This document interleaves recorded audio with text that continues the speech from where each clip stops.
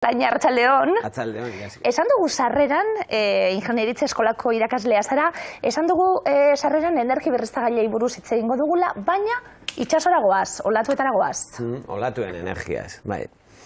Kontua da, olatuen energia ikusten dela, askotan gauza apur bat aparteko bezala, edo, jendea badauka entzutea mutrikun olatu energia aprobetxatzen duen planta bat, eta, baina, inork ez daki, ze printzipio fisiko dauden horren barruan, eta zer motatako olatu energia bihurtzaileak dauden, wake esaten da inglesez, bihurtzen dutenak wave energy edo olatu energia hori. Eta, sortzi bat mota daude, klasifikatuta, eta horiek ikustea interesgarria da. Lehenengo, komentatu nahi nuena da, fenomeno fisiko bat, olatuen energia nola xurgatu ulertzeko garrantzitsua dena. Adibidez, ilaski Bermion kolunpixua, nola esate zue, kolunpixua? Kolunpixua, txintxauna esaten da batzuek, gau galdetzen egonez, txintxauna, ez da, kolunpixua da. Hor dago, erresonantzia fenomenoa, ez? Eraikinak eta eraikitzerakoan, zubi bat eraikitzerakoan adibidez, bai arkitektuak eta ingenieroak eta oso kontuan daukaten fenomenoa da, egitura bakoitzak, unibertsoan solido bakoitzak eta egitura bakoitzak badaukalako bere berezko maiztasun bat, maiztasun naturala deitzen zaiona. Orduan, kanpo indar batek maiztasun zehatz horrekin eraso eskero edo eragin eskero egitura horri esaten da erresonantzian sartzen dela. Eta hori izaten da ekidin beharreko fenomeno suntsitzaile bat askotan. Nahi baduzue urrengo batek jarriko dugu bideo bat, Takomako zubikoa da bideo historiko bat, haize bolada, ez haize oso indartsuak, baina haize boladaen maiztasuna zubian zehar, justu, zubiak zeukan maiztasun naturalarekin akoplatu zen, eta han ikusten da nola zubia hasten den txikle bat ezela mugitzen, eta minutu batzutan bihurtzen da, zubi bat beharrean, zenbait harri zati erortzen diren ibaira, ez? Nik uste irudi hori buruan badaukagula, Zubia dantza, berreskuratzekoa izango da, benetan interesgarria dalako. Bai. Orduan, hori izan da beti historian zehar eta ingeniaritzan egitura bat eraikitzerakoan edo, haren irmotasuna, bilatzen da, eta segurtasuna gazoiengatik erresonantzia fenomenoa ekidin nahi izaten da. Hau da, kanpo maiztasun batek, maiztasun natural zehatz horretan eragitea ekidin nahi izaten da. Hor daukau, Takomako zubiaren irudia. Errealizaziotik, hor txikle bat moda nola hasten da mugitzen, eta poliki minutu batzuen bitartian zera, nola suntxitu zen, zubi hau. Washingtoneko zubi hau, okerrez banago. Irudi mitikoa dira. Gero badaude beste historia batzuk kontatzen direna, baina grabatuak ez daudena, esatu dutena, ejerzito sovietikoa bere pausu militarrarekin zubi batetik pasatu zela, eta justu ejerzitoaren pausu militarraren maiztasuna, zubiaren maiztasun naturalarekin akoplatu zera, eta erori egin zela zubi hori, eta holako mitoak ere badaude. Ez dakit. Orduan, hau esan nahi duke ingenieruentzat. Bai, segurtasun aldetik, erresonantziatik ies egin nahi izaten dugu. Hori da. Mugimendu hori ez dugu nahi. Baina, lehenengo aldiz. Kasu honetan bai. Kasu honetan bai, hori da. Gu nahi duguna da, makinak, olatu energia aprobetxatuko duen makinak, maiztasun, olatuaren maiztasunarekin akoplatzea, eta zera hori, osilazio hori ahaldan eta hobekien xurgatzea. Orduan, resonantzian sartzea, bilatzen dugu. Horregatik galdetu dizut lehen, txintxauna edo kolunpixua, imaginatu itxu bat kolumpio batean norbaiti bultze egiten. Ez daki noiz datorren. Kontua da, bultze egin behar diola, joan etorria, edo osilazioa bukatzen duenean. Hau da, kanpo indarraren maiztasuna eta joan etorrian ari den osilazioaren maiztasuna akoplatu egin behar dira. Eta hori Galileok topatu zuen. Pendulo baten maiztasuna ez da bere masarekin eta ez dauka zer ikusirik. Bakarrikan da penduloaren luzeeraren araberakoa. Eta joan etorria luzeago egiten dugun einean, jendea pentsatzen du denbora gehiago iraungo duela osilazioa, eta ez da egia, osilazioa beti berdin mantentzen da. Hau da, berriz diot, maiztasun naturala da, propietate intrinseko bat, berezkoa, egitura horrena bera daukan formaren arabera. Gauzarik simpleenean, penduluaren kasuan, bere luzeeraren araberakoa. Orduan, gorputz baten maiztasun naturala akoplatzen bada kanpo indarraren maiztasun naturalarekin erresonantzia gertatzen da, arkitekturan ies egin behar dugu hortik, baina gaur ikusiko ditugun gailuetan hori bilatzen da, ez? Ikusi egingo ditugu, karri egin dituzu, gainera geuk ikusteko gailu ezberdinak. Noiztik, eguzkiaren energia esate baterako eta danoi datozkigu panelak burure, edo nik enizun ezagutzen hauek. Barriak dira, zarrak dira. Bai, adibidez, zuge itxorako gailu flotante artikulatu hau, azkenengo hamarkadan eta famatu egin da, enpresa bat badago Eskoziarra Pelamis izeneko gailua asmatu duena eta probatu duena, testeatu duena Eskozian, eta gero 2 hilabete egon zen Portugaleko gobernuak ipini zuen ere Portugaleko kostan horrelako gailu flotante bat. Pelamis itxas zuge tropikal baten latinezko izena omen da, lehen honez begiratzen, eta hori da, ez da, itxas. Hau, hemen 2 zati dauzka bakarrik, eta artikulazioa ondo ikusteko bideoan, ez, 2 zati bakarrik dauzka, baina oso luzea izaten da, eta olatu frontearekiko elkartzut ipintzen da. Orduan, olatua datorrenean, zuge makina horrek hartzen du olatuaren forma, eta bere bizkarrak, ez, uin ondulazio horiek errepikatzen ditu. Orduan, artikulazioa beti da hor gora eta bera mugitzen osilazio batean, eta osilazio hori erabiltzen da ponpatzeko olioa, kasu honetan Pelamisaren kasuan olioa ponpatzen zuten, eta olio ponpatu hori metatzen zen presioa handian toki batzuetan, gero makina hidrauliko batekin, edo motor hidrauliko batekin, askatu, presioa handi hori askatu, eta elektrizitatea sortzeko. Irudi asko ditugu, eta ez zaitut moztu nahi irudiak ikusteko bai denpori beganea datorkigulako. Esan diazu esate baterako hau Portugalgo gobernuak jarri zuen. Zeinek dauka eskumena honelako gailuak itsasoan jartzeko esate baterako?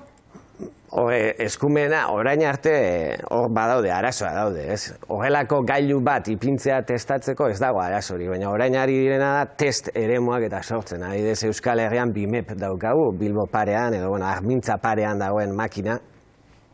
Eta eremu horiek gaur egun elektrizitatea sortzeko baino, muturreko planta elektrizitatea sortzen ari da, baina flotatzen jarri nahi baldin badituzu gauzak, arrantza legeekin, kostako legeekin, eta gauza askokin konpetitu behar dezu, eta orain arte dauden lekoa dira gailu flotanteak ipintzeko testeoko eremuak dira, ez, BIMEPA bezalakoak. Esate baterako bihurgailu horretan, suposatzen dut, energia behien batuko dela, hor sortzen den energia, bueno, esango didazu nola sortzen den, nik uste oso bizuela dela, gero nola hartzen da energia hau sortzen den emetik? Bai, hau da tokian tokiko xurgatzaile bat, edo, ez, xurgatzaile puntual bat deitzen dena, eta idea eskematikoena izaten denean, itxas energia nola aprobetxatu daiteke, hortaz ezer ez dakien ingeniero bati esaten baldin badiozu, beak lehengo etorriko litzaiokena burura izango zen, ba hori, ez?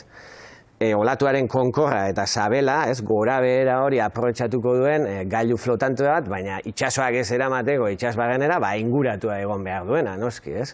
Hori da idea eskematikoa. Eta badakigu, ez, 200-300 urtetik Faradayk eta frogatu zuten horrelako gora behera osilazio lineal bat. Baldin badukazu indar bat hori egiten duena, eta iman bat pasatzen baldin baduzu arilkatutako ari espiral batetatik, hor, pulso elektrikoak sortzen dira, ez? Elektrizitatea sortzeko lehengo moduetarikoa hori izan zen, alternadorea ditzen dana, ez? Iman bat hor pasatzea erditik, eta elektrizitatea sortzea. Modu simpleenean hori litzake. Hauek erabiltzen dira, gaur egun badaukat erabilera komertziala, buia hauek erabiltzen dira buia asko ozeanoetan seinaleak bidaltzeko eta olatuen altuera eta periodoa neurtzeko. Ameriketako eta Europako kosta guztia olako buiekin beteta daude. Neurtzeko, bai temperatura atmosferarena, toki horretan, itsasbarrenean. Datu atmosferikoak eta ozeanografikoak hartzeko. Orduan, energia horrela sortu dezaketenez, olatutik bertatik eta gora berak ari direnez, panel solarra badituzte batzuek, baina erabiltzen ari dira olatuen mugimendua, energia baterietan metatu, eta baterian energia edukita berak bere seinaleak bidali alditzen instantaneoki, ez? Ze olatu altuera dagoen orain, eta ze olatu periodo, edo anemometroa baldin badago, ze haize dagoen toki horretan jakitzeko. Orduan, hau da, buia flotante puntual baten eskema oso oinarrizkoa eta idea oinarrizkoenetakoa olatu energia aprobetxatzeko historikoki. Bueno, abestatik ikusiko dugu. Hau? Bai, hau interesgarria da. Hemen ikusten da murgilduta dagoela. Hau ez dago flotatzen. Urazpizen, bai. Eta badago, itxaso ondoari lotuta dago, osilazio ezker eskubin mugitzen den, ez? Pala moduko hori. Baina zergatik mugitzen da pala moduko hori. Eta hor dago, olatuaren fisika interesgarria. Adibidez, zera golba dagoenean, ez? Jai dugun osasunak golba sartzen duela sadarren, eta jendea posi dago eta olatuak egiten hasten da, eta olatuak eta egiten duenean jendeak zu, edo beken, ez? Bertso finalean goratzea. Aulkian gora bera mugitzen zara, baina olatua aurrera da, zu etzara partikulak, jendea ez da mugitzen aurrera, seinalea mugitzen da aurrera, olatua seinalea da. Partikulak, pertsonaliraketegenak egin behar dutena sentitu ondokoak egin duela gora bera, eta berari tokatzen zaiola ondoren gora bera egitea, ez? Hori ulertu behar du. Hau da, partikulak berdina, jendea bezala hor gora bera mugitzen dira, eta ondorengoak bere fasean gora bera hori egiten du. Gora bera hori ez da, uraren kasuan, gure kasuan bezala, vertikala, soilik, ez? Pixkat zirkulara da. Eta horrelako zirkuito bat sortzen da, baina bere tokia mantentzen duena, eta hori aprobetxatu daiteke paleta hauen bitartez. Hau da, olatuak zure gainean duen igoera momentuan sortzen den zirkulazioa, bai? Mutrikukoa ikusiko dugu, bueno, antzerakue, urrengue ikusieran, mutrikun orduan horrelako bihurtzaile bat badago energia sortzeko? Hori da, baina mutrikukoana da, printzipio fisiko erabat apartekoa. Ez da flotantea, kostan dago, eraikin bada kostan, eta txilidaren haize horrazietako printzipio fisiko berdina dauka. Txilidaren haize horrazietan, haitzen azpikaldean kobazulo batzuk edo daude, olatua sartzen da han, eta airea estutzen du olatua sartzen denean, eta airea daukan ihesbide bakarra da goruntz txilia egin zizkion zulo horiek, eta handi gora ateratzen da airea presioan itxasur pixka batekin, ez? Baina, bale batek botatzen du zorrota bezala. Baina olatua erretiratzen denean, ustu egiten da, beheko kobazulo hori, eta hor, utxun horrek berriz kanpoko airea erakarri egiten du eta xurgatu. Orduan, berriz ere daukagu gora bera, ez? Osilazio hori, ez? Kolumpioaren kulunka hori bezala. Mutrikure egin zutena zen, haizeari presionatzerakoan, haizeak zorrota hortan hartzen zuen goranzko indarra aprobetxatzeko, turbina bat ipini, errota bat ipini, baina haize hori aprobetxatuko duen errota. Errota horiek oso berezia dira, Wells errotak dira, eta daukatek berezitasun bat, haizea behetik gora doanean, naiz goitik bera doanean, errotak biratzen du norantza berean. Daukalako horrelako perfil aerodinamiko simetrikoa egiten den gauza bat. Hau da, ezkerretara birat arazten badu aireak behetik gora datorrenean, gero ustutzen denean da olatu erretiratzen denean, haizea goitik bera erortzen hasten denean ere, errotak norantza berdinean jasaten du indarra. Eta mutrikuko planta da, momentu honetan, sarera argi indarra sartzen ari den munduko planta bakarra, eta esperimentalki experimentalki oso interesgarria, kanpotik jende asko etortzen delako probatzera beraien makina ezberdinak. Testeoko toki bezala interesgarria da.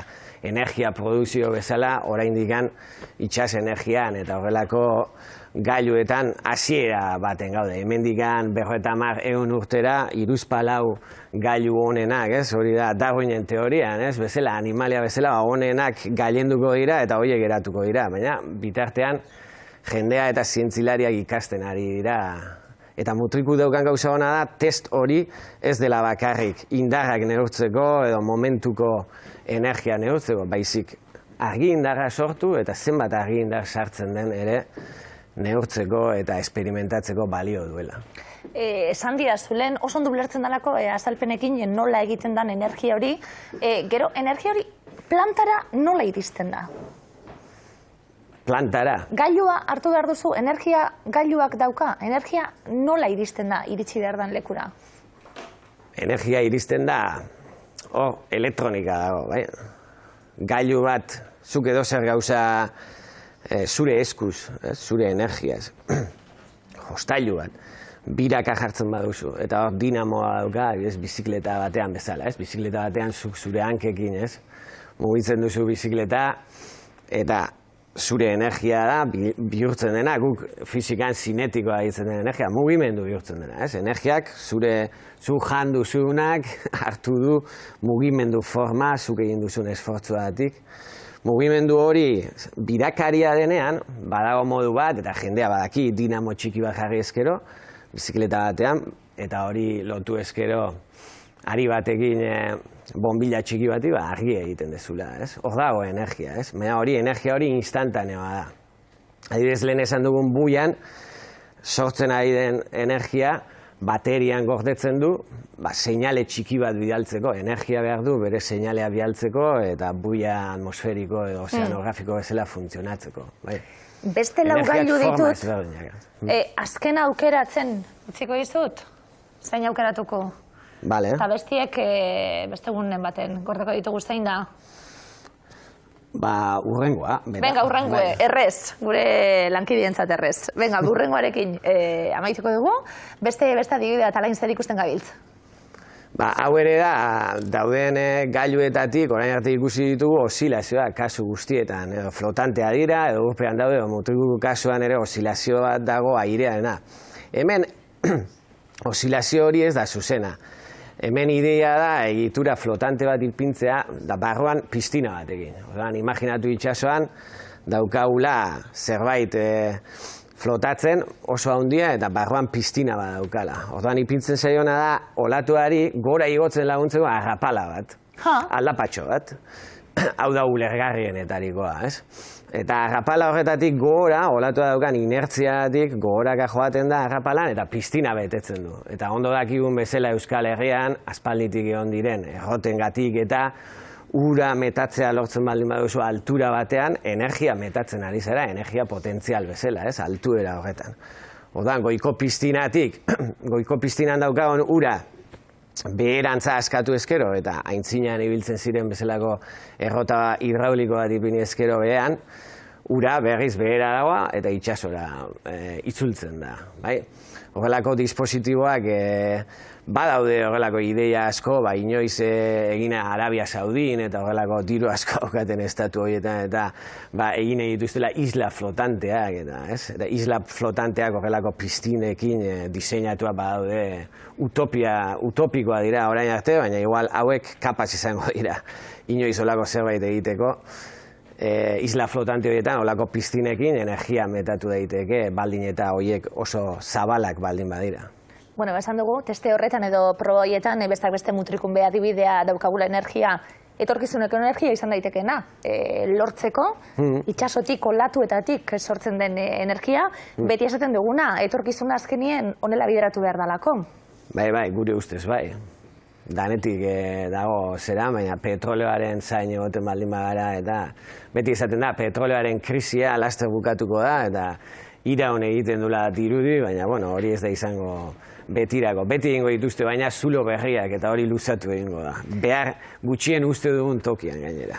Bueno, aizaren orraziaren mekanismoa ja badakidala baten batek entzun beharko du nire txapa, holan kafetxu bat hartuten edo esan beharko diot, nondik datorren, eta ja bekeko latuarekin fizika ba ikasi dugu. Gu gorata beragu ez baina olatua, badue. Bueno, olatua arantzin gu, handako tez, Amaia eta Arantxata, igual olatua gu gorekin da, sinadurara goazelako, honelako fizika irakasle batekin, nota hobi atarako nuken neupe fizikan, alain.